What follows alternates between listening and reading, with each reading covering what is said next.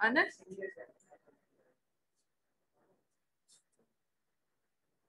Already 10 minute late है हम लोग के पास,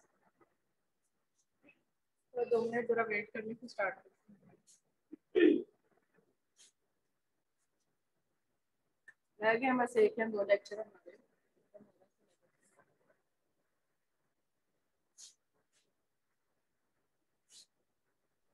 अस्सलाम वालेकुम मैडम। वालेकुम अस्सलाम।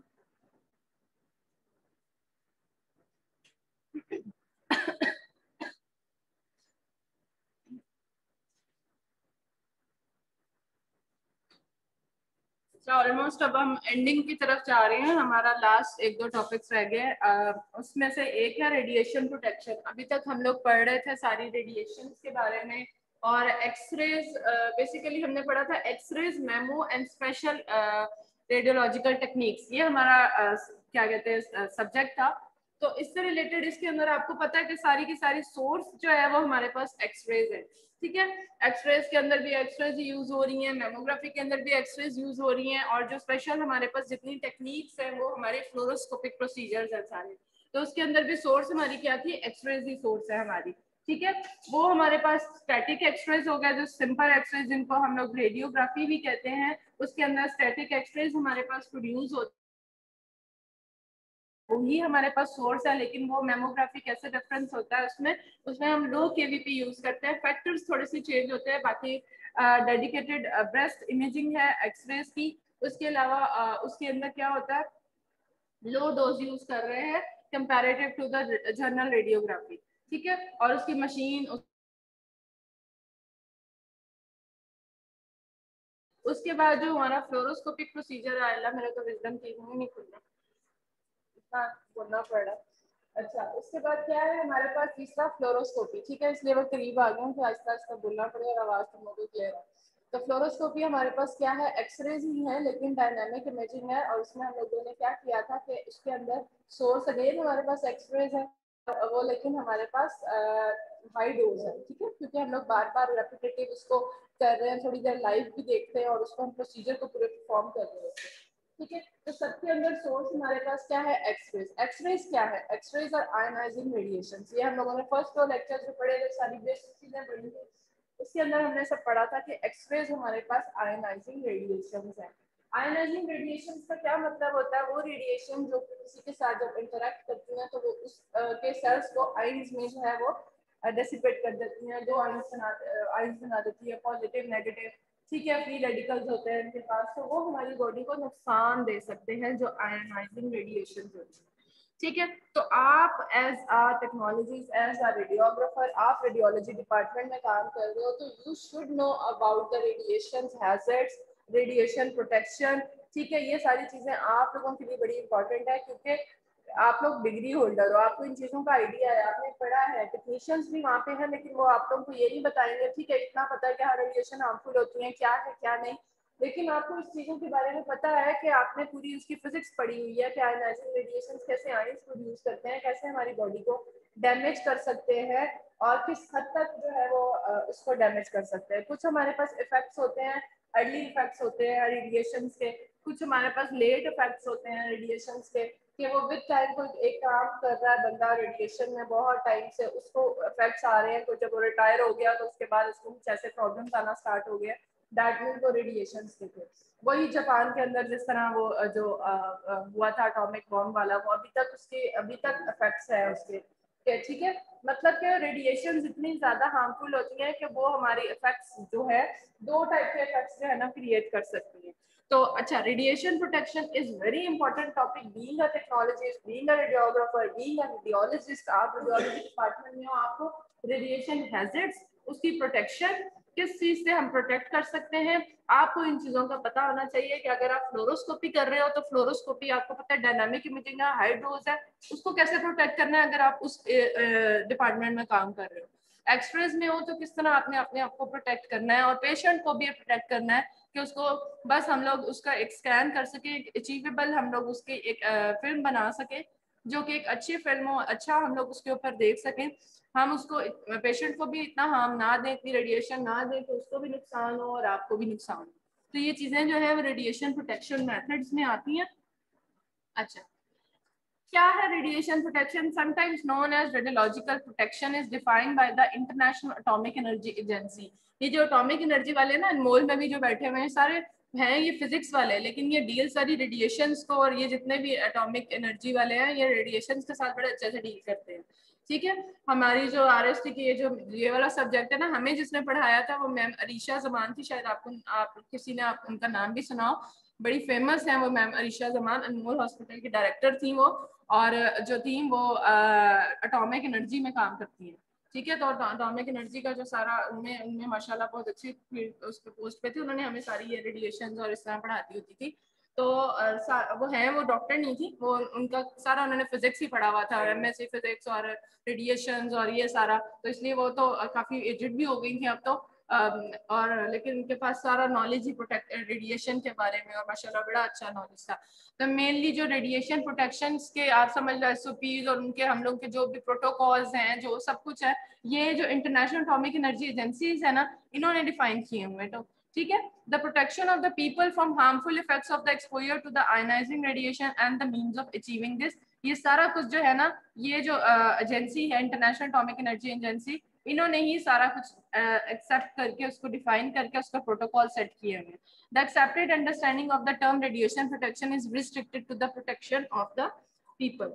ठीक है, वाई इट इज नेसेसरी कि प्रोटेक्शन, हमें इतना तो पता है कि हम कह रहे हैं कि रेडिएशन प्रोटेक्शन है, क्यों प्रोटेक्ट कर रहे हैं, क्या हमें पता होगा ना कि कुछ इफेक्ट्स हैं उसके, तो हम अपने आप को प्रोटेक्ट करें। वो इफेक्ट्स किस किस्म के हैं? ठीक है, exposure above the threshold level produces some biological effects. Threshold unit, threshold level आपको पता है ना कि एक स्पेसिफिक वो कह सकते हैं लेवल तक जो है आप उसको एक्सपोजर दे सकते हो। अगर उस लेवल से एक्सीड कर जाता है तो वो जो है आपको हार्म दे सकता है आपकी बॉडी को। ठीक है, अब वो दो किस्म के हो सकते हैं, या सोमैटिक इफेक्ट या जेनेटिक इफेक्ट। ठीक है, सोमैटिक इफेक्ट्स कौन से होते हैं? आपने सोमैटिक और जेनेटिक तो नेम से ही पता चल रहा है। सोमैटिक इफेक्ट्स कौन से होते हैं? हाँ, मतलब कि जो एक्सपोज हो रहा है, जो आपके सामने जो भी विजुअल है, जो भी रेडिएशन को एक्सपोज हो रहा है ना, उसके जो इफेक्ट्स आएंगे दैट इज सोमैटिक इफेक्ट्स। ठीक है, और वो इफेक्ट्स जो कि एक्सपोज नहीं हो रहा, ठीक है, लेकिन उसके जीन्स में वो प्रॉब्लम चली गई है, दैट इज जेनेटिक इफेक्ट। जैसे वही मैं बता रही हूँ, जापान वाले जो है वो डायरेक्ट एक्सपोज नहीं हुए थे, जो अब बच्चे पैदा हो रहे हैं अभी तक उनके अंदर वो प्रॉब्लम्स आ रही हैं। ठीक है, वो क्या है, वो जेनेटिक इफेक्ट्स हैं, वो जो उस वक्त एक्सपोज हुए थे उनके जीन्स में आगे ट्रैवल करते करते वो कुछ ऐसी प्रॉब्लम्स हैं जो अब तक वो आ रही हैं। इसी तरह जो है, जो लोग अपने इसमें रेडिएशन में काम कर रहे हैं उनके ऊपर इफेक्ट्स अगर आते हैं तो वो तो सोमैटिक इफेक्ट्स हैं जो कि उनको एक्सपोजर मिल रहा है।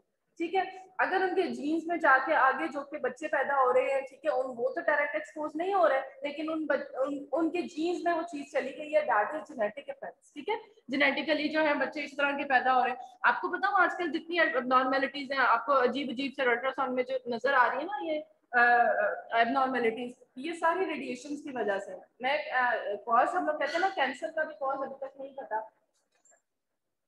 ठीक है, तो कैंसर का भी कॉज अभी तक नहीं पता आपको। उसके अलावा आप कहते हो कि इसके ऊपर भी रिसर्च हो चुकी है कि जिसका कॉज नहीं है, क्योंकि हम लोग आजकल एनवायरनमेंट ही हमारा सारा रेडिएशन का है। ठीक है, हम रेडिएशन में ही रह रहे हैं, क्या सिग्नल्स रेडिएशन है, वाईफाई रेडिएशन है, आपके एनवायरनमेंट में इतनी रेडिएशन है, माइक्रोवेव रेडिएशन है। ठीक है, हर चीज जो है वो आप रेडिएशन में रह रहे हो। ठीक है, तो ये रेडिएशन जितनी ज्यादा है, तो इन रेडिएशन के इफेक्ट्स आपकी जेनेटिक्स जीन्स में जा रहे हैं, जो आपको डायरेक्ट तो आप एक्सपोज नहीं हो रहे, लेकिन आपके जीन्स में जरूर ट्रेवल करके जो है एबनॉर्मलिटीज कॉज कर रहे हैं। ठीक है, तो ये जेनेटिक इफेक्ट्स हैं सारे। सोमैटिक मैम इफेक्ट्स ज्यादा क्या? मैम ज्यादातर देखा गया है कि जो कैंसर के पेशेंट्स होते हैं ना, वो ज्यादातर नॉर्दर्न एरिया से होते हैं। कैंसर के पेशेंट्स में क्या होता है? नॉर्दर्न एरियाज वाले होते हैं, वहाँ नॉर्दर्न उस जगह एरियाज से में, होते ये हैं मैंने ज्यादा। आपको शायद बात पहले भी बताई थी कि नॉर्दर्न एरियाज वालों में कैंसर क्यों ज्यादा है, क्योंकि हिली एरियाज है सारा, और हिली एरिया में हिल्स के अंदर भी एक रेडिएशन है जो एमिट होती है। ठीक है, हिली एरिया वालों के अंदर कैंसर ज्यादा है। पठानों में देखे वो जो उस तरफ, इसीलिए आप शौकत खानम जाओ ना इधर लाहौर वाले, इसमें ज्यादा रेशो आपके नॉर्दर्न साइड के लोग हैं। ठीक है, उधर के लोग अब तो इसीलिए उधर शौकत खानम जो है पेशावर में भी बना है, और इस वजह से कि इधर का थोड़ा सा जो है ना रश कम हो, और उधर क्योंकि आप इधर भी जाओ, मैं देख जब हम शौकत खाना में थे, यकीन करो उसमें 80 to 70% पेशेंट जो है वो नॉर्दर्न का था। तो उनमें एक ये बहुत ज्यादा कॉमन है क्योंकि वो भी रेडिएशन में बहुत ज्यादा रह रहे हैं। ठीक है, एक तरह वो भी हालांकि हम कहते हैं नेचर है, नेचर के करीब है वो, ठीक है, और इनको इतनी, लेकिन आप हिल्स में रह रहे हो ना, हिल्स में भी एक रेडिएशन होती है। वो क्या रेडिएशन, उनमें क्या कॉज है? वैसे तो कॉज अभी तक कैंसर की भी नहीं पता कि स्पेसिफिक ये कॉज से कैंसर होता है, लेकिन कहते हैं कि रेडिएशन जो है वो एक तो ट्रीट भी करती है, कैंसर के लिए रेडिएशन नहीं लगती है ना, रेडिएशन कैंसर को ट्रीट भी वही करती है, कैंसर कॉज भी रेडिएशन से करती है। ठीक है, तो वही बात हो रही थी कि जो रेडिएशंस आपकी जीन्स में ट्रैवल कर रही हैं, जो डायरेक्ट एक्सपोज हो रहा है that is somatic effect, and जो जीन्स में ट्रैवल कर रही हैं, ठीक है, आपके इफेक्ट्स वो है जेनेटिक इफेक्ट्स। ठीक है, टेराटोजेनिक इफेक्ट्स हो गए। अच्छा, रेडिएशंस में deposit energy and damage DNA, create ionisation in the body leading to the free, ये तो उसकी थोड़ी डिटेल हो गई कि आयनाइजिंग रेडिएशन क्या करती क्या है। वो आपको फ्री रेडिकल एक रख देती है, 2 आयंस बनाती है, पॉजिटिव और नेगेटिव आयंस। फ्री रेडिकल्स आपकी बॉडी के लिए हार्मफुल है। ठीक है, अच्छा, ससेप्टेबिलिटी टू द रेडिएशंस क्या है? एलडी क्या होता है? It's a lethal dose. Lethal dose होती है कि आप देखो ये है द लीथल डोज 50 to 30 का मतलब ये है कि जब हम कहते हैं ना लीथल डोज 50, हर जगह पे जहां पे भी देखोगे लीथल डोज 50 का मतलब होगा कि अगर 100 थे पॉपुलेशन जिसमें रेडिएशन से एक्सपोज हुई है, ठीक है, वो सारे 100 की पॉपुलेशन एक्सपोज हुई है रेडिएशन को, उसमें से 50% जो है ना उनमें इफेक्ट आएंगे। तो लीथल डोज इज 50। ठीक है, यहाँ पे 50 और 30 का मतलब है, तो इफेक्ट्स आएंगे, उस इफेक्ट्स का मतलब है कि दैट विल किल दैट 50%। 100 में से 50 जो है वो रेडिएशन से खत्म। ठीक है, तो 50 over 30 का मतलब है the dose that can 50% population in 30 days. Lethal, अगर मैं LD 50 over 30 लिखती हूँ तो you should know 50 means 50% population will be killed in 30 days. ठीक है, इस influenced by, किससे इन्फ्लुएंस होगी? वो रेडिएशंस में है। Number 1 is a source of radiation, what source is used, जो कि एक्सपोज हुई है, ठीक है, वो वाली population. Source of radiation number 1। Number 2 is the dose rate, कितनी डोज मिली है? एक तो रेडिएशन तो मिली है आपको, आयनाइजिंग रेडिएशन, फिर डोज बड़ी डिपेंड करती है इसके ऊपर कि जितनी ज्यादा डोज मिलेगी वो ज्यादा आपको पता है कि उसकी लीथल डोज जो है वो इंक्रीज हो जाएगी, वो रिस्क पे हो जाएगा कि उसको चांसेस होते हैं कि वो अब उस तरफ जा रहा है, मरने की तरफ जा रहा है, उसको रेडिएशन ज्यादा, दैट मींस उसकी बॉडी को इफेक्ट ज्यादा, बायोलॉजिकली उसमें उसको खराब ज्यादा करती है। ठीक है, तो ठीक, तो इसको अगर हम लोग एनुअल या इसके देखें, लीथल डोज 50 over 30 का मतलब है कि 50% population will die in 30 days of the x-rays for the human is 250 to 450 rad. Rad is the unit for absorbed dose, नीचे लिखा भी हुआ। ठीक है, absorbed dose का मतलब होता है, हम जब भी यूनिट देखते हैं ना कि इसको जो है इतनी rad में इस एक जो हमारे पास है एजेंसी जिन्होंने प्रोटोकॉल सेट किया है, उन्होंने बताया कि अगर ह्यूमन के अंदर 250 या 450 की रेंज के अंदर रैट, मतलब उसने एब्जॉर्ब डोज उसमें एब्जॉर्ब हो गई है, दैट मींस उसका लीथल रेंज इज 50, उसके चांस है कि 50% वो मर सकता है वो। ठीक है, इतनी डोज अगर उसको मिल गई है तो, ठीक है, this is the lethal dose for the human. ठीक, तो red is the unit of absorb dose. Unit सारे याद रखे हैं ना, जो मैंने आपको फर्स्ट लेक्चर में लास्ट एक वो टेबल था, यूनिट्स आर वेरी इंपॉर्टेंट, आप याद रखना। ऐसे यूनिट इसके जो थे एब्जॉर्ब डोज का ऐसे यूनिट क्या हो गया रैड, और ऐसा यूनिट में इसका था ग्रे। ठीक है, तो ऐसा यूनिट और इसमें जो है ना जो 3-4 शुरू किए वो तो बड़े इंपॉर्टेंट है, तो उन डोजेस को जरा ना अच्छे से देख, यूनिट्स को देख लेना, क्योंकि रेडिएशन में ये यूनिट्स ही तो आपने देखना ही है। एब्जॉर्ब डोज का यूनिट है कि जो आपने एब्जॉर्ब कर लिए, एक एक्सपोजर होता है, ठीक है, एक इक्विवेलेंट डोज होती है, ठीक है, उनके भी यूनिट्स होते हैं। तो एब्जॉर्ब डोज अभी याद रखो कि एब्जॉर्ब डोज का unit is red and in ऐसा यूनिट इट्स ग्रे। ठीक, लीथल डोज समझ आ गई। अच्छा, अब आ जाओ radio sensitivity of the living cells. हमारे सेल्स को हमने डिवाइड किया हुआ है कैसे सेंसिटिविटी, कौन से सेल्स हमारे लो सेंसिटिव है, कौन से सेल्स हमारे जरा इंटरमीडिएट सेंसिटिव है, और कौन से हमारे बॉडी के पार्ट्स हैं जो कि बहुत सेंसिटिव है रेडिएशन। लो सेंसिटिव में हमारे पास मैच्योर आरबीसीज हैं, ganglion cells, muscle cells, mature connective tissue, इनसे जो भी हमारे ऑर्गन्स बन रहे हैं दे आर लो सेंसिटिव। ठीक है, मसल्स इतने ज्यादा, हमारे मसल सेल्स इतने ज्यादा सेंसिटिव नहीं होते रेडिएशन को, उनको कुछ नहीं कहेगा। अच्छा, इंटरमीडिएट सेंसिटिविटी किनकी है? Gastric mucosa, mucous membrane, oesophageal epithelium, urinary bladder epithelium, जो कि एपिथेलियम लाइनिंग हमारी जीआई ट्रैक्ट की पूरी है, जो इंटरनल ऑर्गन्स की जो लाइनिंग है वो लो मीडियम हमारे पास सेंसिटिव ऑर्गन्स है, और हाई सेंसिटिव हमारे पास कौन कौन से हैं? प्रिमिटिव ब्लड सेल्स या स्पर्मेटोगोनिया, लिम्फेटोसाइट्स। ठीक है, इसका मतलब है प्रिमिटिव ब्लड सेल्स वो होते हैं जो कि अभी इमेच्योर ब्लड सेल्स है, जो कि अभी बन रहे हैं ब्लड सेल्स। ठीक है, फिर हमारे पास स्पर्मेटोगोनिया के अंदर भी जो हमारे पास रिप्रोडक्टिव ऑर्गन है मेल के अंदर भी हमारे पास जो है स्पर्मेटोगोनिया बड़ा सेंसिटिव। इस तरह हमारे लिम्फोसाइट्स, जितने लिम्फ्स हमारे जहाँ पे होते हैं वो जो है ना एक्सपोज अगर हो जाए तो वो सेंसिटिव है बहुत ज्यादा, रेडिएशन की तो प्रॉब्लम हो सकती है। ठीक है, तो इसीलिए हम प्रिमिटिव ब्लड सेल्स या स्पर्मेटोगोनिया जिनके अंदर अभी स्पर्म्स बन रहे हैं या वो जिनके अंदर ब्लड सेल्स अभी इमेच्योर है, इसका कहने का मतलब ये हुआ कि बच्चे जो है या फीटस जो है वो ज्यादा सेंसिटिव हुआ, क्योंकि उनके अभी तो ऑर्गन्स बन रहे हैं, ब्लड अभी बिल्कुल इमेच्योर है। ठीक है, उनके सेल्स अभी इतने ज्यादा मैच्योर नहीं हुए हैं, इसीलिए हम कहते हैं ना प्रेग्नेंट वुमेन को हम लोग अवॉइड करते हैं रेडिएशन से। क्यों? क्योंकि फीटस बहुत ज्यादा सेंसिटिव होता है रेडिएशन को, क्योंकि उनके सारे ऑर्गन्स अभी इमेच्योर होते हैं। तो हम कोशिश करते हैं प्रेग्नेंट वुमेन को रेडिएशन से दूर रखें। ठीक है, क्योंकि फीटस बहुत ज्यादा सेंसिटिव है लो रेडिएशन को। ठीक है, उसके अलावा हमारे रिप्रोडक्टिव ऑर्गन्स जितने हैं मेल के अंदर, इसीलिए हम लोग कहते हैं कि उनको एप्रन पहनना बहुत जरूरी है। फीमेल्स के अंदर भी जो है ना रिप्रोडक्टिव ऑर्गन्स बड़े ज्यादा सेंसिटिव होते हैं। उसके अलावा थायराइड हमारा सेंसिटिव ऑर्गन है, जो ग्लैंड्स है ना हमारे, जितने भी ग्लैंड्स हमारे सेंसिटिव होते हैं टू द रेडिएशन। ठीक है, इसीलिए हम लोग वो कॉलर भी पहनते हैं और लेड एप्रन पहनते हैं, सारा हमने अपने आप को प्रोटेक्ट करना है। बट इतना पता हो कि what structures are low sensitive, intermediate and high sensitive structures. ठीक है, अच्छा, general principles of radiation safety. अब सेफ्टी के लिए अब हम बात करें रेडिएशन तो हमने सेफ्टी के लिए कुछ तो पैरामीटर्स या प्रोटोकॉल सेट किए हैं ना कि हम कैसे अपने आप को सेव करें। Number 1 is the distance. आप रेडिएशन से जितना दूर रहोगे उतना आप सेफ हो। ठीक है, तो डिस्टेंस इज इम्पोर्टेंट। तो increase the distance between source and person. जहां सोर्स और जहां खुद खड़े हो उसका डिस्टेंस इंक्रीज कर दो। Use of the protective barriers. हमारे पास डिफरेंट टाइप के बैरियर्स हैं, जिस तरह हम लोग कोई लेड एप्रन पहन रहे हैं, इट्स ऑल्सो अ बैरियर कि हम लोगों को वो रेडिएशन ना मिले। इसके अलावा हमारे पास लेड शील्ड होती है, जिसके पीछे खड़े होकर हम एक्सपोजर देते हैं, और वो लेड शील्ड होती है, एक्सरे में देखी होगी आपने। ठीक है, स्क्रीन्स लगी होती हैं लेड की। तो these all are the barriers जो कि हमें रेडिएशन से प्रोटेक्ट कर सकते हैं।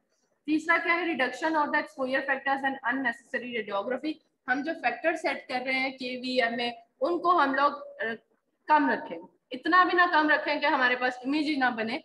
हम लोग जो अलारा को फॉलो करते हैं एज रीजनेबली अचीवेबल, हम उसको फॉलो करते हुए ऐसे फैक्टर सेट करें कि पेशेंट को भी ना रेडिएशन ज्यादा मिले, खुद को भी रेडिएशन ना ज्यादा मिले, और इमेज भी हमारे पास अच्छा आ जाए। तो इतना हम लोगों ने सेट करना है केवी।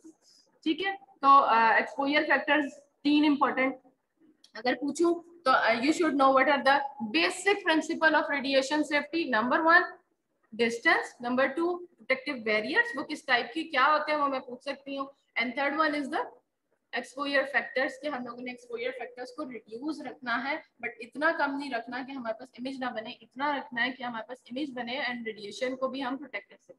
Number 4 is the use of radiation monitoring devices, and ये मैं बताती हूँ क्या। X ray beam filtration and proper shielding of the tube head, जिस तरह हमने बताया था उसकी कॉलिमेशन होती है, ट्यूब हेड के ऊपर कॉलिमेशन को हम उतना ही रखें जितना हमने इमेज करना है। हम इतनी ज्यादा कॉलिमेशन वो लाइट जो होती है उसको खोल के रखेंगे तो दैट मीन्स हम अननेसेसरी जो एक्सप्रेस जो है पेशेंट को दे रहे हैं। जितना एरिया एक्सपोज करना है उतना ही हम लोग कॉलीमेट करें। Age and sex of the involve personnel बड़े इंपॉर्टेंट है, बच्चों में कम रखेंगे, बड़ों में, इसीलिए एज और फीमेल और मेल के अंदर भी हम लोगों ने फैक्टर्स को उस लिहाज से ही सेट करना है। ठीक है, ये चीजें। एंड ये फोर्थ वन जो मैं कहती थी, use of radiation monitoring devices, ये बड़ा इंपॉर्टेंट है। जो भी रेडिएशन में काम कर रहा है, खासतौर पे अच्छे हॉस्पिटल्स में, या आप लोगों ने देखे होंगे शौकत खानम या डिफरेंट हॉस्पिटल में जो काम कर रहे होते हैं उन्होंने लैब कोट के साथ यहाँ पे एक छोटा सा बैच लगाया होता है। ठीक है, वो हमारे पास डिफरेंट टाइप्स के हैं जो मॉनिटरिंग डिवाइसेस हैं। ठीक है, कुछ रिंग्स के फॉर्म में होते हैं, यहाँ पे उन्होंने रिंग्स पहनी होती हैं, जिन्होंने हाथ से काम करना है दैट मीन्स आप बिल्कुल डायरेक्ट एक्सपोजर में हो। ठीक, उसके अलावा हमारे पास बैजेस होते हैं, ज्यादातर बैज ही पहनते हैं। उसका ये मतलब होता है कि हर मंथ जो है डिफरेंट हॉस्पिटल वाले वो आके सबके नेम के साथ उनके बैज होते हैं। ठीक है, वो लेके जाते हैं और उनको फिर वो टेस्ट रेडिएशन प्रोटेक्शन वाले जो है वो उनको देखते हैं, देख के फिर उनको रिपोर्ट हर महीने की देते हैं कि इसको इतनी रेडिएशन इस महीने मिली है, इसको इतनी मिली है। समटाइम्स ये होता है कि किसी को रेडिएशन, उसमें ज्यादा रेडिएशन में काम कर लिया तो उसको भी हम लोग कहते हैं कि ये रेडिएशन इसको ज्यादा नहीं दी है तो इसको ऑफ दे दो, यहाँ पर इसको घर बिठाओ थोड़ी देर के लिए। ठीक है, ये तो एनुअली मंथली चेक होता है ये आपका बेंच। ठीक है, और कुछ तो इतने तेज होते हैं छुट्टी लेने के बहाने डायरेक्ट प्राइमरी बीम के अंदर अपना बैग रख देते होते हैं उसको मिले, और वो भी पता चल जाता है कि डायरेक्ट प्राइमरी बीम मिली है या उसको स्कैटर्ड डायरेक्ट प्राइमरी बीम मिलती है, तो वो फिर यहाँ बैच रख देते होते हैं उधर अंदर रूम में। और बड़े ऐसे भी लोग देखे हमने, ठीक है, कि छुट्टी मिल जाएगी, छुट्टी लेनी है 10-15 दिन की कि हमें रेडिएशन बहुत ज्यादा मिल रही है। लेकिन ये भी बड़े तेज होते हैं, उन्हें पता होता है कि एक लिमिट होती है कि इस लिमिट तक तो नॉर्मल मिल सकती है, इससे ज्यादा अगर है तो डैड में कुछ खपला हुआ है। ठीक है, तो रेडिएशन जो है वो जो है ना चेक होती है मंथली बैचेस के थ्रू। ठीक है, तो इनको हम लोग मॉनिटरिंग डिवाइसेस कहते हैं, वो मैं आपको आगे पिक्चर में दिखाऊंगी किस टाइप के होते हैं, कितने टाइप्स के होते हैं। अच्छा, क्या अफेक्ट होगा डिस्टेंस इंक्रीज करने के between the source and personal? Distance is an important factor in reducing exposure. ठीक, doubling the distance from the source will reduce the radiation exposure by 4। समझ आ गई कि आप डबल डिस्टेंस कर दो, एक्सपोजर आप 1/4 कम कर दोगे उसकी रेडिएशन। क्या चीज? हाँ जी, ठीक है, 4 जो है ना उसके उस पे कम हो जाएगा, डबल करोगे 4 हो जाएगा।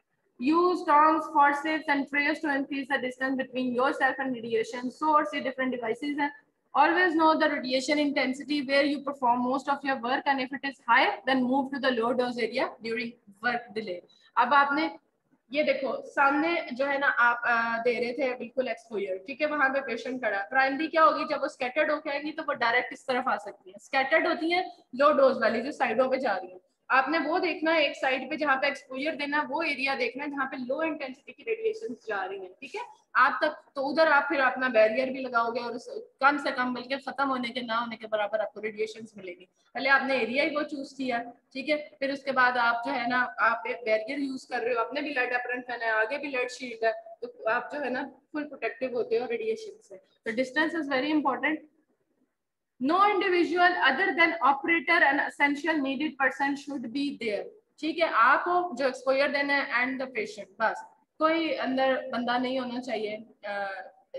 हाँ, फीमेल अगर मेल कर रहे हैं, ठीक है, कोई एक्सरेस वगैरह और फीमेल का कर रहे हैं तो कोशिश करो कि कोई अटेंडेंट जो है जरूर अंदर ले आओ और उसको भी आप प्रोटेक्शन पूरी दो, उसको लेड एप्रन पहनाओ, उसको अपने साथ लेड शील्ड के पीछे खड़ा करो। ठीक है, फिर आ गया animal should not B restrained manually use either chemical और फिजिकल मेथड ऑफ रिस्ट्रेनिंग। थोड़ा इसको operator should be on shielding booth, जो आपके पास बूथ बना होता है, जो आपके आगे आगे पीछे कंसोल होता है और आगे आपकी लेड शील्ड से लगी होती है, behind the screen or at least 6 feet away from the source when exposure is made. This is the least distance कि at least 6 feet दूर हो आप सोर्स से। ठीक है, no part of the body should be exposed to the primary beam।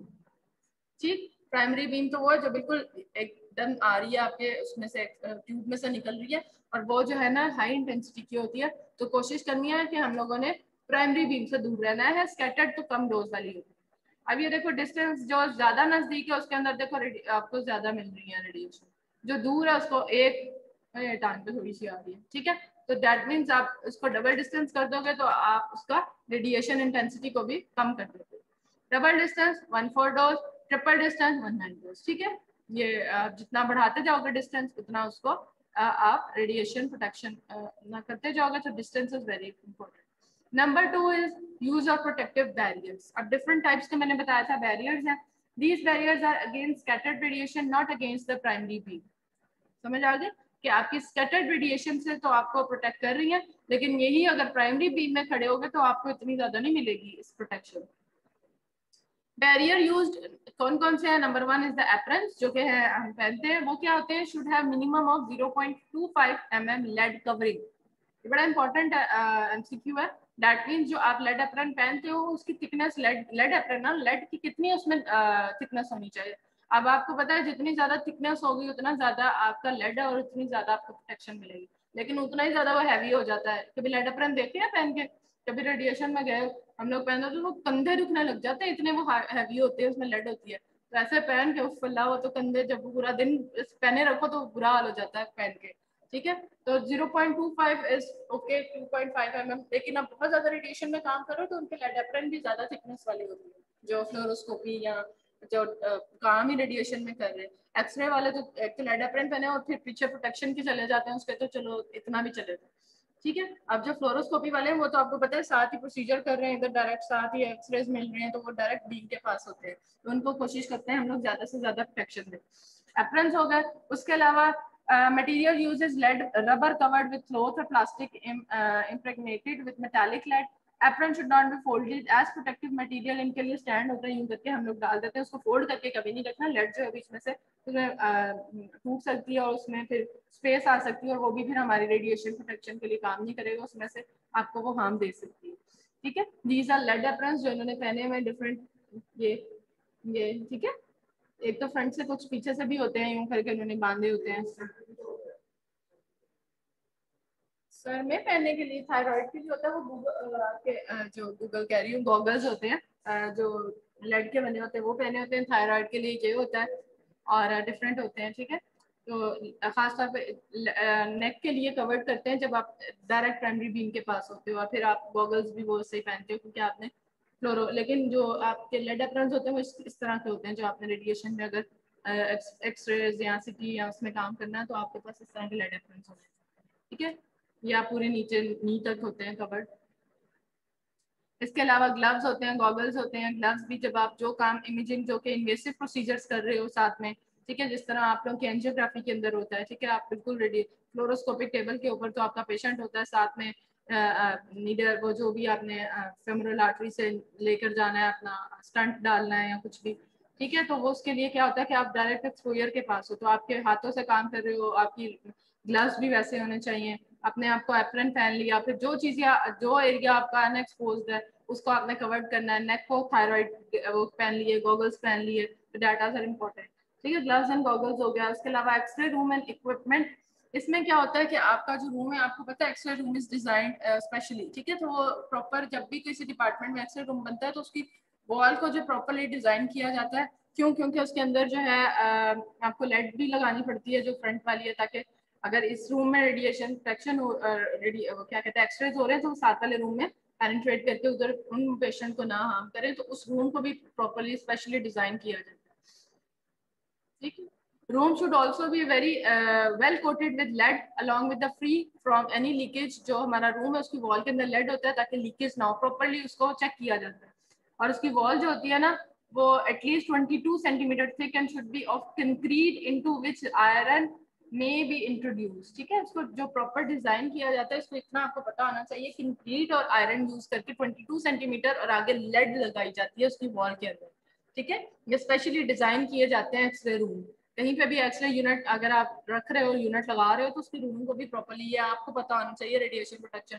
पता चले कहीं पे भी किसी इलाके में, अपने इलाके में एक्सरे तो ले लिया है और रूम में रख के एक्सरेस कर रहे हो, रेडिएशन प्रोटेक्शन का पता नहीं है, आसपास के लोगों को भी रेडिएशन दे रहे हो, ठीक है। तो ये चीजों का पता होना चाहिए कि किस तरह हम हार्म कर सकते हैं। जिस भी जगह पे आपने यूनिट लगाना है, अपना भी कोई यूनिट स्टार्ट कर रहे हो, अपना कोई क्लिनिक बना रहे हो, तो जहाँ पे एक्सरेज हैं, जहाँ पे आयनाइजिंग रेडिएशन, उस रूम को प्रॉपरली डिजाइन करवाओ, ठीक है। उसकी वॉल के अंदर प्रॉपर ये चीज डिजाइन की जाती है, ठीक है। ये खासतौर पर जिनसे आप एक्सरेज यूनिट इंस्टॉल करवाते हो ये खुद ही वो लोग कर देते होते हैं, उनके अंदर ही होता है कि आपने यूनिट भी इंस्टॉल करना है प्लस आपने इसको डिजाइन भी करके देना है।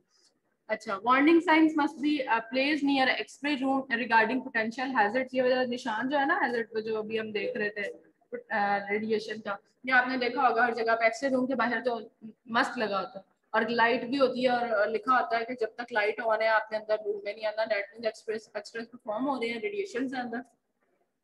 अलार्मिंग इफेक्ट है, तो वो लाइट ऑन हो जाती है उस पर रेड कलर की, तो दैट मींस उस रूम में आपने एंटर नहीं होना जब तक, खास तौर पे ज्यादातर रूम्स के बारे ये लिखा होता है कि जब तक लाइट ऑन है आपने अंदर एंटर नहीं होना, ठीक है। और ये साइन भी बनाता है उस एक्सेल रूम के बाहर जो है ना कि दैट मींस यहाँ रेडिएशन है, ठीक है।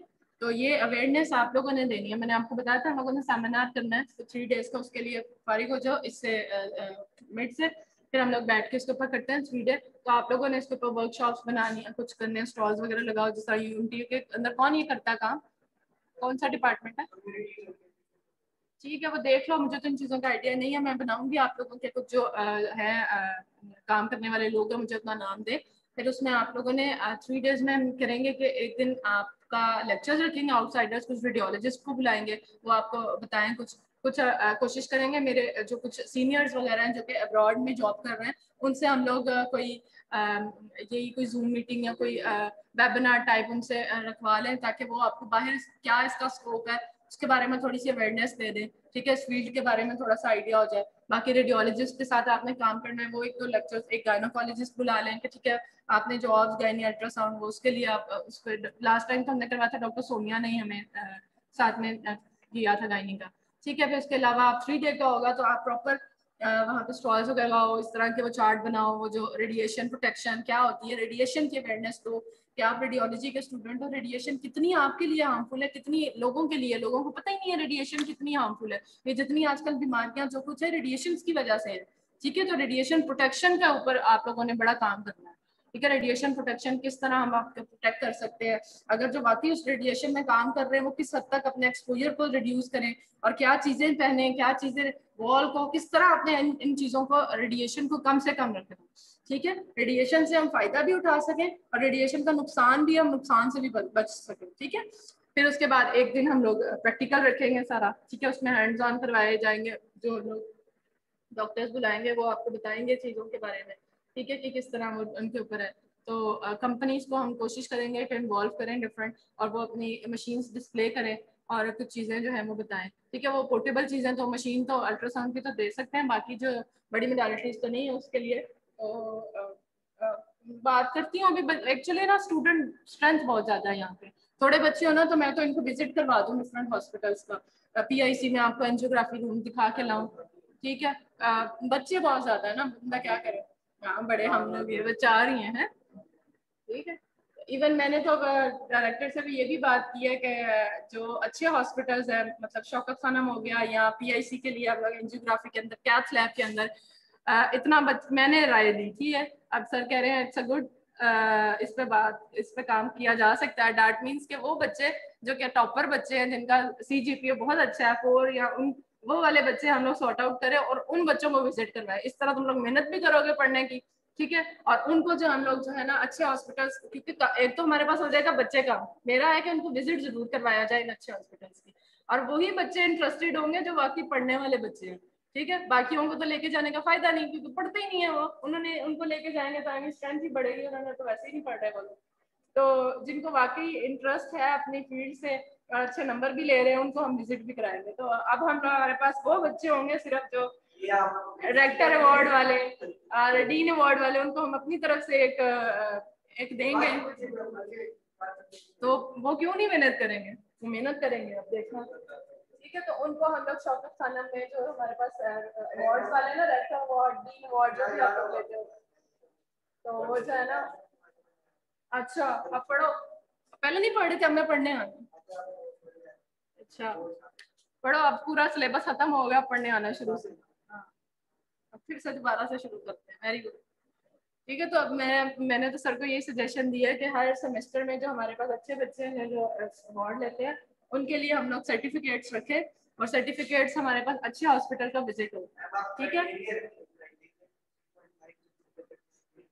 अच्छा, चलो चलो मेहनत करो। इस तरह देखो बच्चे पढ़ेंगे भी और इंटरेस्ट भी डेवलप होगा, और मेरा, और इस तरह हम लोगों को भी आसानी होगी कि मेरा है कि इनको अच्छे हॉस्पिटल्स का विजिट करवाया जाए। तो अच्छे हॉस्पिटल का विजिट हम इतने स्ट्रेंथ को नहीं करा सकते, इसमें अब बच्चे भी कम हो जाएंगे, थोड़े होंगे तो हम उन्हीं बच्चों को कराएंगे। ठीक है, बाकी अपने ऑन पे करें, और अगर नहीं तो मेहनत करें जिन्होंने हमारे थ्रू करनी है। अच्छा चलो, अब इसको कंप्लीट कर लेते हैं। रूम्स डिजाइन हो गए, ठीक है, उसमें लेड हो गई, वार्निंग साइन प्लेस कर दिया। ये हमारे पास क्या है, ये ग्लव्स हैं जो कि यूज होते हैं हमारे, ठीक है, ये गॉगल्स हैं जो कि खास तौर पर जो बिल्कुल डायरेक्ट बीम के अंदर काम कर रहे हैं, उनको बड़ा इंपॉर्टेंट है, हमारी आईज बड़ी सेंसिटिव होती है रेडिएशन पर। तो ये बालों पर तुम लेड की कैप पहन लेना, ठीक है। ये देखो, इस तरह तुम ना इसके अंदर खड़े होकर तुम काम करना। ठीक है, तो जितनी ज्यादा अपने आप को प्रोटेक्शन दोगे तो, हाँ, अच्छी बात है ना, जितनी ज्यादा आप अपने आप को प्रोटेक्शन दोगे इतने आप, आपको हैजर्ड्स का पता है, आपको है। फीमेल्स तो बहुत डरती हैं, हम लोग खुद कहते हैं, हमें एक दफा डरा दिया रेडिएशन से कि जो रेडिएशन, हम तो अंदर नहीं जाते होते थे, कुछ तो बड़ी अंदर चल, कुछ नहीं होता, देखी जाएगी वो तो प्रोटेक्शन के साथ तो करे। और कुछ तो ऐसी फीमेल्स थी जो बस पढ़ तो रही हैं लेकिन उनको काम करने का कोई शौक नहीं होता, वो दूर 2 मिनट दूर खड़ी होंगी, हाई अल्लाह रेडिएशन है, हमने नहीं जाना अंदर। तो मैं तो काम सीखती होती थी, मैंने स्टंट भी देखे हैं डाले हुए, जो कि हमारा वो नहीं है, काम नहीं है। पेस मेकर्स जो है ना हार्ट के, एंजियोग्राफी रूम में जो पीआईसी में है, इस तरफ तो कैथ लैब बनी हुई है बिल्कुल साथ ही, जहाँ पे एंजियोग्राफी प्रोसीजर्स होते हैं सारे, साथ ही जो उनके रूम है ना वहाँ पे स्टंट्स डलते हैं। तो मुझे इतना इंटरेस्ट होता था, मैं हर क्वेश्चन पूछना डॉक्टर से, हर चीज वो अब तो वह रही नहीं हूँ मेरे अंदर, मैं उस वक्त बड़ी होती थी कि मुझे हर चीज सीखनी है, हर चीज सीखनी है। तो वो फिर मुझे सर खुद ले गया, अकेली होती थी तो बाकी सबने तो चले जाना इधर उधर, मैं वहां खड़ी रहना, मुझे नहीं पता मैंने सीखना है। तो सर कहते थे अच्छा आ जाओ तुम अंदर रूम में आ जाओ। फिर मैं पूरी वो पहन के किट और बड़े शौक से उनके पास वहाँ खड़े होते थे, पूरा मैंने हार्ट की सर्जरी देखी हुई है वहाँ, हालांकि हमारी फील्ड नहीं थी। तो स्टंट कैसे डाल रहे हैं और वो हार्ट कैसे बीट कर रहा है, और प्रॉपर बीट करते हुए हार्ट उन्होंने सर्जरी करके और स्टंट डाल के, और प्रॉपर वो साथ में किस तरह चेक करते हैं उनके कहते हैं रिदमिया हो या उसका रिदम कैसे चेक कर रहे हैं, उसके साथ वो मशीन्स लगाई हुई है, मुझे सर एक्सप्लेन भी कर रहे हैं सर। इतना मजा आता था ना इन चीजों का। तो इंटरेस्ट डेवलप होता है इन चीजों की, शौक डेवलप करो अपने अंदर कि मैंने सीखना है इन चीजों को, तो आप सीखोगे चीज, फील्ड में घुसोगे तो आपको और चीजें बड़ी मजे की मिलेंगी। ठीक, अच्छा ये सारे आपको प्रोटेक्शन के लिए हैं। और तीसरा लास्ट क्या था, एक डिस्टेंस हो गया, दूसरा हमारे पास बैरियर्स हो गया डिफरेंट, और तीसरा हमारे पास एक्सपोजर फैक्टर्स, हमने कहा कि उनको रिड्यूस रखेंगे तो रेडिएशन प्रोटेक्शन के। तो correct exposure factor must be use in first attempt, repeated exposure definitely enhance exposure level. कुछ होते हैं पहली दफा कर लिया, बड़ा गंदा सा मिला, चलो एक और एक्सपोजर कर लेते हैं। डबल एक्सपोजर बहुत नुकसानदेह होता है, कोशिश करो एक ही अटेम्प्ट में हम अच्छा इमेज निकाल सकें। अगर थोड़ा बहुत जहाँ पे कमी पेशी रह गई है तो वो इसीलिए डिजिटल आजकल सारा, मैंने बताया था ना, पोस्ट प्रोसेसिंग कर सकते हैं, कहीं पे थोड़ा कॉन्ट्रास्ट हम इनहेंस करते हैं, या वो हम उसके ऊपर बैठ के अपने कंप्यूटर पे बैठ के थोड़ा सा हम उसको चेंज कर सकते हैं, जिसको पोस्ट प्रोसेसिंग कहते हैं, कि प्रोसेसिंग जो है हम बाद में थोड़ी सी कर सकते हैं। थोड़ी बहुत कमी पेशी को हम इस तरह सेट कर लें। कोशिश करो डबल एक्सपोजर कभी ना देना पड़े, ठीक है। पहले ही सारी पोजिशनिंग अच्छी करो कि पता चले, कुछ तो ऐसे भी है कट गया है इधर, तो सारा लंग कट गया, एक तो वो उसने प्रॉपर की ही नहीं थी, कैसेट ही नहीं सही रखी, दोबारा से ले लो, रेडियोलॉजिस्ट आ जाएगा डांट पड़ेगी, एक्सपोजर ले लो, उसको क्या तो डर के कर लेगा बेचारे, आपने पेशेंट के साथ तो किया ना गलत, उसको डबल एक्सपोजर दे दिया। अब उसको क्या पता, उसको तो हम कहते हैं एक और इमेज लेना है आपका दूसरी पोजीशन से, ठीक है, उस बेचारे को कुछ समझ तो आती नहीं, हाँ जी ले लो, तो हमने उसको एक ही इमेज, सही नहीं आया तो आप उसको एक्सपोजर दे रहे हो, आप उसको रेडिएशन दे रहे हो, आप गलत कर रहे हो, ठीक है, गुनाह भी है, ठीक है। तो इस उस पर जरा ना काम बेहतर तरीके से फर्स्ट अटेम्प्ट में ही अच्छा सा देख लो कि आ जाए और डबल एक्सपोजर ना देना। Many times honors demands radiography when it is not justified, unnecessary exposure should be avoided। वही ऑनर हमारा रेडियोलॉजिस्ट है, उसको ऐसा चाहिए था इमेज, आपने ऐसा नहीं लिया, तो वो फिर अननेसेसरी एक्सपोजर्स को आप अवॉइड करो, आप पहली दफा में ही अच्छा। और डिवाइसेस हमारे पास कौन सी हैं, number 1 is the film batch, जो कि मैंने बताया कि हर आप जब डिपार्टमेंट में काम कर रहे हो तो बैचेस लगे होते हैं, आपने लैब कोट पे लगा लो, पॉकेट पे लगा लो, जो है ना कॉलर पे किसी ने लगाया होता है, ठीक है। तो जिस जगह लगाओगे उस जगह का तो पता चलेगा, रेडिएशन आपकी फुल बॉडी का भी पता चल रहा होता है, ठीक है। Radiation monitoring devices like film badges should be worn all the time by individual involved in radiography work. Ideally, one film badge should be at belt level to monitor whole body exposure.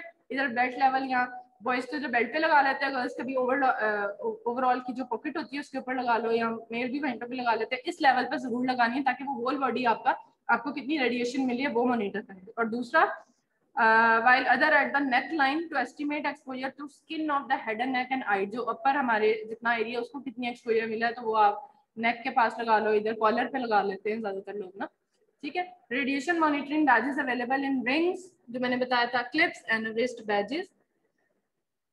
देख लो ये जो होता है ना, मैंने ज्यादा ये देखा है, ये जो बैजेस लगे होते हैं ना आपके, ये लगे होते हैं, आप डिफरेंट हॉस्पिटल्स में रेडिएशन में काम कर रहे होते हैं, ऐसे उन्होंने बैज लगाया होता है, और ये हर मंथ आके रेडिएशन वाले आपके, फिर वो जो हॉस्पिटल में ही होता है उनका डिपार्टमेंट, वो आके नेम वाइज आपके बैजेस ले जाते हैं, फिर आपको उसकी डोज बता देते हैं कि आपको इतनी डोज मिली है इस मंथ, इतनी डोज मिली है, ठीक है। तो आपकी जो एक थ्रेशोल्ड लिमिट होता है उससे अगर नीचे नीचे ही है तो कोई नहीं कह रहा है, ठीक है। आप अगर उसको लिमिट क्रॉस कर रही है दैट मीन्स आप अलार्मिंग उस पे आ गए हो, उस पे आप रिस्क पे आ गए हो, तो आप रेडिएशन से दूर ही रहो, ठीक।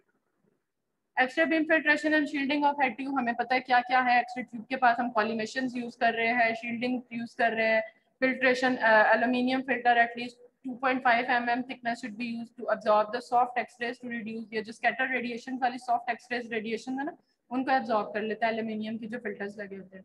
बाय दिस एक्सपोजर हमें पता है ना, कॉलीमेशन जब पढ़ी थी किस मटेरियल की होती है और वो क्यों एब्जॉर्ब कर रहा है, साइड्स पे प्लेट्स लगी, वो सारा कुछ वो हमने पहले पढ़ लिया हुआ। X ray tube head it should be well shielded from all side except the exit window जहां से रेडिएशन से इमिट करते हैं। एज एंड सेक्स, ठीक है, जो अभी हम 6 पॉइंट्स पढ़ लिए थे उसमें अंडर 18 ईयर्स वाले जो हैं वो रेडियो सेंसिटिव होते हैं, तो उनके ग्रोइंग टिश्यूज होते हैं, तो कोशिश करनी है कि उनके अंदर हम लोग रेडिएशन ना दें, और अगर बहुत ज़रूरी है तो फिर हम लोग उसको प्रोटोकॉल्स को यूज़ करते हुए उनका एक्सपोजर करें। Pregnant females should not be involved because of the extreme sensitivity of the embryos at certain stages of the development. ये भी आपको समझ आ गई फीटस कितने रेडियो सेंसिटिव होते हैं। एम्ब्रियो इनकी डेवलपिंग एज होती है, ऑर्गेनोजेनेसिस हो रहा होता है, ऑर्गन्स बन रहे होते हैं, उसमें ही आपको रेडिएशन इन्वॉल्व हो जाती है, तो बच्चों में एबनॉर्मलिटीज के चांसेस बढ़ जाते हैं, तो रेडिएशन से, ठीक है। तो ये चीज़ मुझे भी नहीं पता थी, इवन के जो वो भी रेडिएशन ही होती है। आप किसी मॉल वगैरह में जाओ, वो जो क्या बना होता है जिसके अंदर से गुजर के जाते हैं आप, बाहर जो वो लगे होते हैं डोर्स के डोर, तो उसके अंदर से जब गुजरते हैं वो भी रेडिएशन ही हैं। तो जब मेरी बेटी पैदा होने वाली थी तो मैं इसी तरह एम्पोरियम मॉल में गई, मुझे नहीं पता था, मैं उसके अंदर से गुजरने लगी तो उसने मुझे खुद जो फीमेल थी वहाँ पे खड़ी थी, उसने मुझे बोला कि आप मिस साइड से आ जाए, तो डैट मीन्स कि उससे भी वो भी रेडिएशन है। तो ये चीज़ें जो फीमेल्स को ना अवॉइड करनी चाहिए रेडिएशन से, तो मुझे नहीं हालांकि पता था इस चीज़ का कि वो भी ये रेडिएशन ही हैं, ठीक है। वो भी आप डोर से आपका स्कैन हो रहा है ना, आप तो रेडिएशन ही मिल रही है ना, वो भी स्कैन मतलब आपकी इमेजिंग ही हो रही है, वो किसी रेडिएशन से ही सोर्स से ही हो रही है ना, तो वो आपके एम्ब्रियो मतलब आपके फीटस आपके बच्चे के लिए तो फिर वही रेडियो सेंसिटिव हो गया ना। तो कोशिश करनी है रेडिएशन अवॉइड करनी है, जो भी आपके रेडियो सेंसिटिव स्ट्रक्चर्स हैं, ऑर्गन्स हैं आपके या foetus. Practice ALARA, radiation protection में अलारा नहीं तो कुछ नहीं, ठीक है। ALARA is very important, ALARA तो पूछते ही रहते हैं हर जगह, हर डिपार्टमेंट में पूछेंगे what is ALARA, as low as reasonably achievable, ठीक है, ये तो पूछा ही पूछा जाएगा, ठीक है। ALARA means as low as reasonably achievable, any type of ionising radiation poses some risk, as exposure increases so does the risk, जितनी रेडिएशन उतना रिस्क आप पे हो, limit your exposure whenever possible. ये कुछ रेफरेंसेस हैं आपके रेडिएशन प्रोटेक्शन के बुक्स हैं कुछ, अगर आप और इसमें डिटेल रेडिएशन प्रोटेक्शन की चाहते हो तो ये कुछ रेडिएशन इसके रेफरेंसेस बुक्स हैं कुछ, इसके पढ़ सकते हो, उसके बारे में स्टेट वगैरह कोशिश करूंगी। वैसे तो मैं बताऊं मेरा सिलेबस कंप्लीट हो गया, आज मेरा लास्ट लेक्चर था, लेकिन जल्दी खत्म हो गया, इसमें 2 लेक्चर शायद और बना के लाऊंगी, अभी लेक्चर मेरे बने नहीं हुए, मे भी मैं रेडिएशन प्रोटेक्शन के ऊपर ही थोड़ी सी और बना लूँ, इंटरेस्टिंग और बड़ा इंपॉर्टेंट चीज़ है, उसको थोड़ी डिटेल में देख लेंगे कि हम लोगों के कौन से जीन्स कौन से हमारे इफेक्ट होते हैं या इनके ऊपर। तो वैसे हम लोग एंडिंग पे चले गए, हमारा सिलेबस ऑलमोस्ट कंप्लीट है रेडिएशन का जो हमें सिलेबस में। Thank you. इसके बाद आप एग्जाम दोगे, एग्जाम के बाद हम प्रैक्टिकल कोशिश करो उस वक्त तक हम लोग कोई एक सेमिनार भी रख सकें, 3 डेज का वर्कशॉप भी कर सकें, और इसके लिए भी एग्जाम्स के बाद फ्री होके ना फिर इसके ऊपर थोड़ी करते हैं, ठीक है। तो वो फिर हम इंशाल्लाह इसके बाद, हाँ 1 हफ्ते तो मैंने भी जाना चाहिए सैर करनी, मैं थक गई पढ़ा हाँ सवाल रेडिएशन है ये बात, ब्लड एप्रन पहन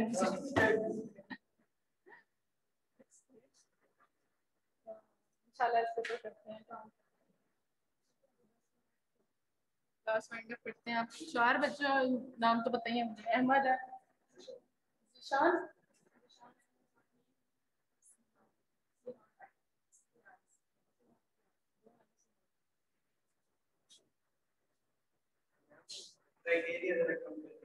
इसका रोज का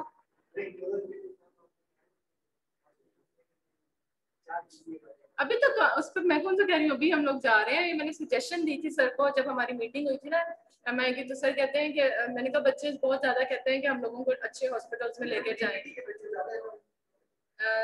तो सर ने, मैंने कहा हमारे साथ जो एसोसिएटेड हॉस्पिटल है वो तो ना होने के बराबर, ये सरैया अजीम हॉस्पिटल जो है, ठीक है ना, वहाँ पे कुछ है ना रेडियोलॉजी का। मैं गई हूँ एक दफा तो मैंने वहाँ पे, मैं हैरान होगी, बच्चे इतने टाइम से यहाँ आ रहे हैं, करने क्या आते हैं यहाँ पे, चाय पीते हैं वापस और कुछ भी नहीं कर रहे हो आप अगर हॉस्पिटल एक्सपोजर मिल रहा है तो आपको प्रॉपर चीजें तो दिखाएं। और इवन एक अल्ट्रासाउंड, वहाँ पे मैं अल्ट्रासाउंड रूम में गई हूँ, वहाँ के रेडियोलॉजिस्ट बोल रहे थे कि मुझे तो पता ही नहीं यहाँ पे बच्चे आते हैं कि नहीं आते। मैंने कहा सर मुझे तो नहीं पता, काफी टाइम से, इतने सालों से यहाँ पे बच्चे आ रहे हैं, यूएमटी के आ रहे हैं, अच्छा नहीं, किसने अप्रूवल दिया यूएमटी को? अच्छा वो आगे से यूं उनको पता ही नहीं है, वो रेडियोलॉजिस्ट है, कहते हैं जाके हॉस्पिटल के वो जो है उनसे मुझे बुला के दें एग्रीमेंट जो भी है जिस तरह यूएमटी के साथ वो होगा तो मैं बच्चों को अलाउ करूँ। मैंने कहा ना, मैंने कहा अल्ट्रासाउंड तो देखने दें, अगर एक चीज हो ही रही है वहाँ पे तो थोड़ा बहुत बच्चे देखें तो सही ना, क्यों किसने बोला हम देखने देंगे? आप, मैंने कहा जब हॉस्पिटल का है यूएमटी के साथ तो आप करवाएं इनको। उन्हें पता ही नहीं, फिर वो लेटर दे के उनको करवाओ और वो खैर उधर और तो कुछ ऐसा है नहीं था। वही सर से बात होती है कि बच्चों को ज़्यादातर प्रॉब्लम्स ये होती हैं कि उनको हॉस्पिटल एक्सपोजर नहीं है, डिफरेंट हॉस्पिटल्स का दिखाया नहीं जाता। हमारे टाइम पे हमने स्टूडेंट लाइफ में ये चीज़ें सीखी थी। हमें 3 मंथ हमारा एनुअल सिस्टम था, तो 3 मंथ्स का जो जून जुलाई की छुट्टियां होती हैं उसमें हम लोगों को जो है ना पढ़ाई कम होती थी तो वो हमारी रोटेशंस लगा देते थे। हम लोग होते ही 20 थे, मतलब ना स्टूडेंट ही फर्स्ट ईयर में 20 ही सीट्स होती थी और उसके बाद जो थे वो रह थोड़े से जाते थे फाइनल ईयर में, जब पूरा यूएचएस के पेपर देने पड़ते थे ना तो लग भी जाता था। तो उनके लिए फिर इन्होंने 4-4 5-5 का बैच बना के 5 को पीआईसी, 5 को शौकत खाना, 5 को शेख जायद के रोटेट कर लिया 1 महीने बाद। तो उतना टाइम हम वहाँ पे और हमारे वापस आके वो लॉग बुक्स चेक होती थी कि आपने क्या क्या देखा है वहाँ पे। प्रॉपर हम लोग लॉग बुक्स बना के लाते थे वहाँ से कि आप लोगों की लॉग बुक्स मुझे पता है किस तरह आप लोग बनाते हो, ठीक है, एक दूसरे से कॉपी पेस्ट मार के लॉग बुक्स है। तो ये चीज़ है। तो फिर मैंने सर को यही कहा था, सर एटलीस्ट हमें हॉस्पिटल ही अच्छा दे दें कि हम लोग उनको विजिट्स करवा सकें। तो सर ने कहा कि आप क्या सजेस्ट करती हैं, इतनी स्ट्रेंथ हम कैसे, मैंने कहा शौकत खाना इज़ अ गुड हॉस्पिटल, वहाँ पे एक प्रॉपर चीज़ें सारी चीज़ें, और मैं बता रही हूँ जिसने वहाँ इंटर्नशिप कर ली, जिसने वहाँ पे 1 साल की जॉब कर ली, वो यूके नहीं गया तो मुझसे लिखवा लेगा, ठीक है, वो सीधा यूके जाएगा, ठीक है। उसके बाद शौकत खाना पेशावर है, ये है प्रॉपर चीज़ें वहाँ पे फॉलो की जा रही होती है, ठीक है। इसमें तो यूके वाले उनको लेते हैं कि वहाँ की जॉब की, खासतौर पे वो पहले ब्रेडफोर्ड वाले जो करवा रहे थे शौकत खाना में ब्रेडफोर्ड। हाँ मैं बता रही हूँ ना, पहले तो हम लोगों को यूं ही हॉस्पिटल हमारे कॉलेज वाले ही का था, उस वक्त हमें आइडिया नहीं था किस तरह उन्होंने, हमारे सर जो थे उन्होंने बात की थी। हम वही मैं सर से कहती हूँ हम किसी तरह कर लें अगर उनके साथ, मसला ये स्ट्रेंथ बहुत है वहाँ पे, पेशेंट बहुत ज्यादा है। तो सर को मैंने ये सजेस्ट किया था हम एटलीस्ट कुछ बच्चों को तो करा सके ना, तो कहा था कि हमने कि हम लोग क्राइटेरिया जीपीए रखे अच्छे बच्चों के लिए जिनको वो इंटरेस्ट। चलो वो तो देख लें, लेकिन एक कहने का मकसद ये था कि जो पढ़ भी रहे हैं जिनको इंटरेस्ट है उनको हम लोग उन्हीं को हॉस्पिटल्स का विजिट करवाएं जिनको वाकई पढ़ने का भी शौक है। इस तरह हमारे पास स्ट्रेंथ भी कम हो जाएगी बच्चों की, और हम लोग उनको सॉर्ट आउट करके जो अच्छे वाले बच्चे हैं उनको हम लोग सॉर्ट आउट करके उनको सर्टिफिकेशन दिलवाए वहाँ की 3 मंथ्स की, 1 मंथ की। और कितना सी जीपीए हमारा 5 से ऊपर करो, ऊपर करो, देखते हैं फिर उसके ऊपर ना। तो जो है ना फिर उसके बाद बच्चे हमारे पास फिर कम हो जाएंगे, उनको हम बैचेस में बना के तो हम एटलीस्ट अच्छे बच्चों को अच्छी जगह का विजिट जरूर करें। अच्छे बच्चे, अच्छे बच्चे, ठीक है। तो हाँ तुम अच्छे हो, वो तो एग्जाम में पता चलेगा, मेरे लिए वही अच्छा बच्चा है जो एग्जाम में बेसिक चीजें जिसकी क्लियर है। मुझे तो वहीं पे जो 4 जीपी वाले हैं उनसे बेसिक चीजें पूछ लो ना, वो मेरा वहीं पे वहीं उनका इमेज खराब हो जाता है, तुमने 4 लिया तो लिया कैसे, मैं भी तुम्हें फेल कर दूँ, बेसिक चीजें नहीं तुम्हें पता, ठीक है। तो वो यहाँ पर रट्टाफिकेशन ज्यादा है और वही स्लाइड सिर्फ, और वो सिर्फ 4-5 उन्हीं स्लाइड्स में से पढ़ के बच्चे 4 ले लेते हैं, तो मेरे लिए वो बहुत अच्छे बच्चे नहीं है, ठीक है। तो नॉलेज इनहेंस करो अपनी, इधर उधर से पढ़ो और सारा इंटरेस्ट डेवलप करो, क्योंकि मुझे पता है थोड़ा टाइम होता है आप लोगों के पास, सेमेस्टर ये शुरू ये खत्म, ठीक है। तो जितना पढ़ सकते हो आप लोग तो एग्जाम के लिए पढ़ते हो, लेकिन अपने अंदर शौक तो डेवलप करो ना कि चलो यहाँ से निकलो, या फिर आपको और चीजें सीखने का शौक है, यहाँ से निकलोगे तो ये नॉलेज तो एक आपको थोड़ी सी है, फिर आप जब फील्ड में जाओगे आप बुक्स पढ़ोगे, आप खुद फील्ड में जाके चीजें लर्न करने का शौक है, तो इस तरह आपकी नॉलेज इनहेंस होगी। क्योंकि जब आप बाहर कंट्री में या कहीं पे भी आप जॉब करने जाओगे उस इतनी चीज़ों के ऊपर आपको सिर्फ रिलाय नहीं करना, तो बहुत पता है ना हर चीज़ फॉलो की करते हैं, तो उसके लिए फिर आपको दोबारा से सिरे से सारा पढ़ना पड़ेगा, ठीक है। तो कोशिश करो कि खुद से डेवलप करो अपने अंदर ये चीज़ कि मैं पढ़ूँ, और सारा जो है साथ साथ बुक्स रीडिंग करो, और बुक्स की यहाँ पे आदत ही नहीं डाली जाती है सबको, बस स्लाइड स्लाइड, और इवन पेपर भी अगर स्लाइड से नहीं आया तो बच्चे शोर मचाना रोना शुरू हो जाते हैं। मुझे तो इस पर इतनी हैरत होती है कि हम लोग तो, मैं बुक से पेपर, अब तो मैं भी चलो मैंने कहा जिस तरह चल रहा है सिस्टम चलता रहे, लेकिन वही बच्चे अगर फील्ड में जाते हैं, यकीन करो मैं तो मेरे रेडियोलॉजिस्ट के साथ, लाहौर के जितने रेडियोलॉजिस्ट है कौन है जो मुझे नहीं जानता होगा। मोस्टली लाहौर के रेडियोलॉजिस्ट जो है इनके साथ मैंने किया हुआ, बड़े बड़े जितने रेडियोलॉजिस्ट हैं।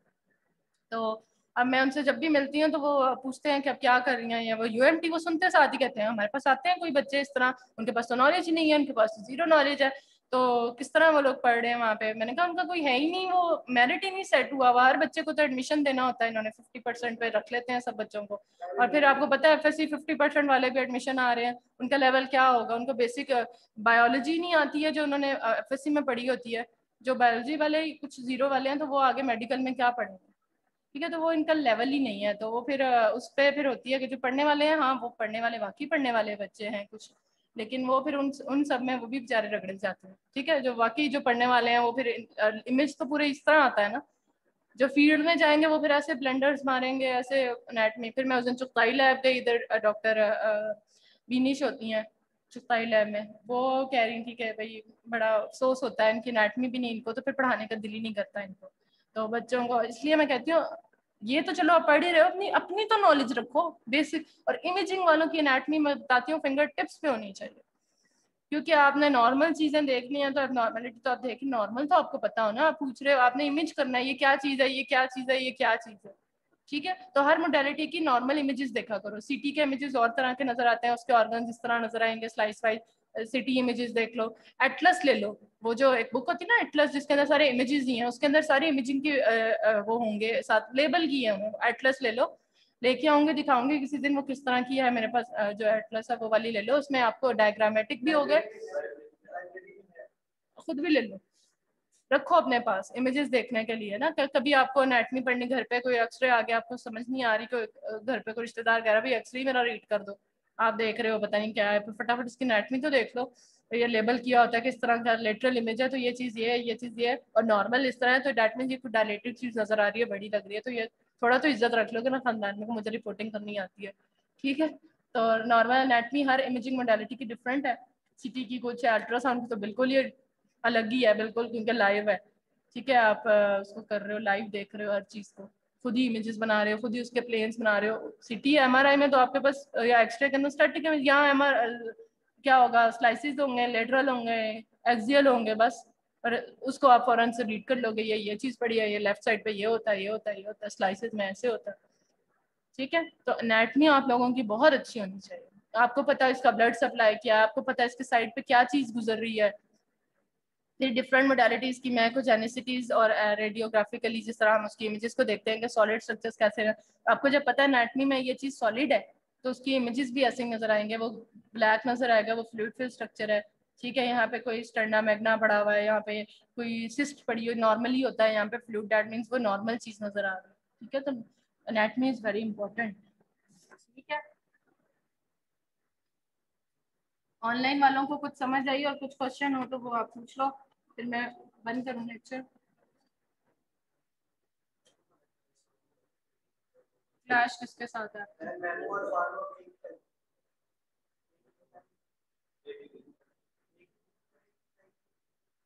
एक ही दिन एक ही टाइम मेमू का और फार्मा का? उसके लिए मुझे अफनान ने कहा था कि आपको आधा आधा टाइम मिलेगा, और तो कोई इसका वो नहीं हो सकता, क्योंकि हाँ जी, हाँ जी, 1 घंटे का, अगर 1 घंटे में अगर 2 घंटे का पेपर है तो 1 घंटा उस पेपर को, 1 घंटा उस पेपर को। नेक्स्ट क्या? नहीं, वो एनाटमी के 2-3 होंगे ना, इस वजह से उन्होंने कहा होगा जिनका क्लास है वो उसमें देते पेपर टेस्ट। मुझे तो अफनान ने ईमेल की हुई थी और उसने बोला था कि इस तरह मेरे पास, मैं आपको चेक करा देती हूँ।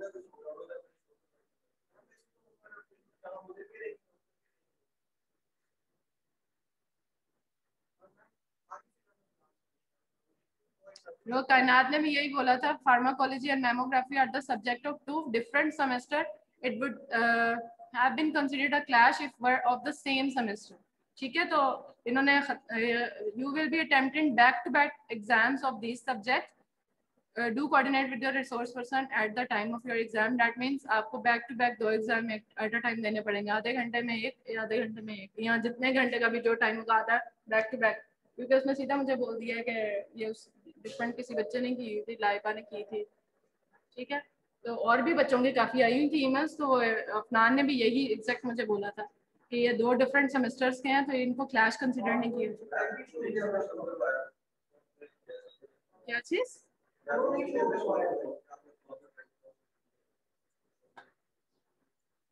ये क्लैश वाला तो आप उनसे ही करो, ये हमारे कोऑर्डिनेटर से सारा कुछ करते हैं। लेकिन मुझे जो था उसने ईमेल किया था और सीसी में ये बता दिया कि जिन बच्चों के इस तरह ईमेल्स आपको आए उनका बैक टू बैक आपने एग्जाम लेना है।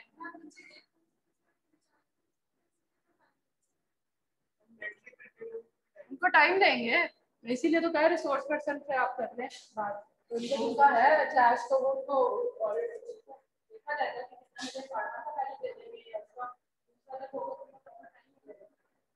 उसी रूम में वो मैंने तो किस रूम में फार्मा का रूम का मुझे बताना, फिर मैं देखती हूँ स्टॉक है, अगर मेमो का हुआ तो फिर मैं उधर ही आपको जहाँ पे फार्मा या उधर पे दे दूँ, उधर जो जिनके क्लासेस हैं बैक टू बैक आपको देने पड़ेंगे, तैयारी कर लेना। आधे घंटे में वो आधे घंटे में। ठीक है, टेक केयर बेटा, अल्लाह हाफिज।